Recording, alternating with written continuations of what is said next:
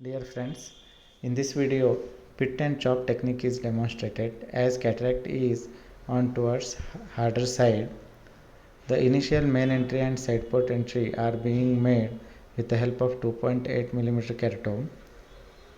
Now, the anterior capsule is stained with tryphan blue dye under the air bubble. Dye is washed out with PSS.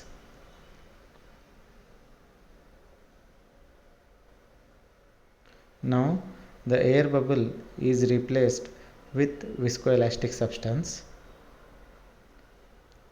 Capsular axis is started by raising the flap and rotating this flap all around to create consciously the large rhexis as the cataract is on harder side, so that the next maneuvers, chopping maneuvers and quadrant removal maneuvers will become easy if the capsular axis is on the larger side. Now the gentle hydrodissection is performed after decompressing the anterior chamber on either side, and centrally the nucleus is tapped to release the accumulated fluid behind the lens. And then the nucleus is rotated to confirm the complete hydrodissection and breaking off any corticocapsular adhesions present.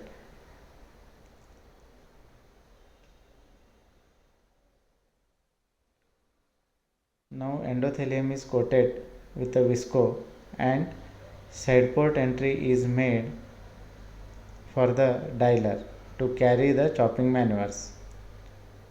Now the phaco tip is exposed more as the cataract is on harder side for quick phaco emulsification. Now the phaco probe is introduced in the anterior chamber. The superficial cortex is aspirated. Now the pit is being made in the center of the nucleus.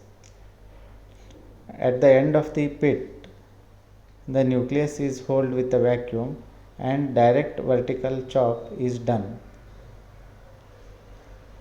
The same chopping maneuver is continued 360 and whatever the pieces are created that are emulsified in the central 3 mm safe zone at the pupillary plane.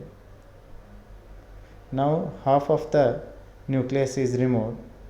The remaining half is rotated so that it should lie in front of the phaco probe, and then it is chopped into two parts, and then it is emulsified in the central safe zone.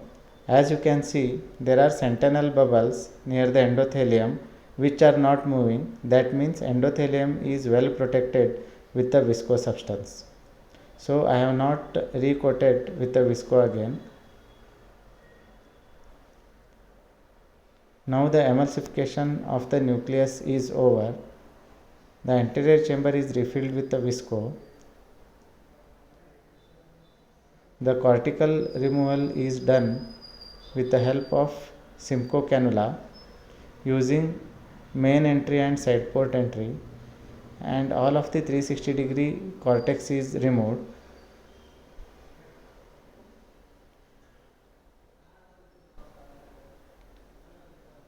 Care should be taken while removing the cortex subincisionally and the cortex beneath the side port,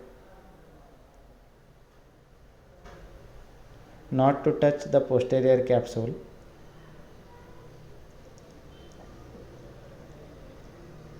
Now the whole of the cortex is removed and the retroglow part of the illumination is on.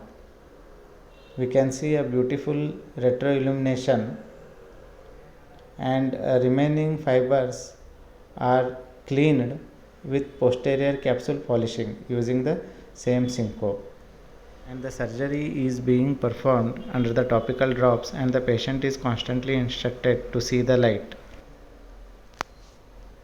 And then the power wash is being done to remove the any amount of minor debris on the posterior capsule so that the patient should get crystal clear vision. Now AC is formed with the ISCO. The monofocal IOL is inserted, the leading haptic goes in the back and the trailing haptic is guided in the back, and then it is rotated in such a way that the visco cleaning can be done behind the lens also. Now the visco cleaning is done with the help of Simcoe cannula. The visco in the bag is removed by going behind the lens. The visco from the angles are also removed. The visco from the endothelium is flushed out using both main and side port entry. The nucleus is also tapped, so any visco accumulated behind the lens can be escaped out. Dear friends, kindly subscribe the channel and like the video. Now the case is on the verge of finish. The wounds are sealed and the anterior chamber is formed adequately, hydrating the side port and main entries.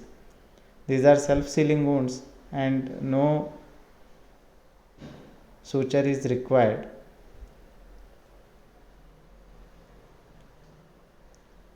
Now the AC is tapped to confirm the tightness of the anterior chamber, that is water tightness. Now the patient is asked whether she can see the light or no. After confirming it, the case is closed. Thank you very much.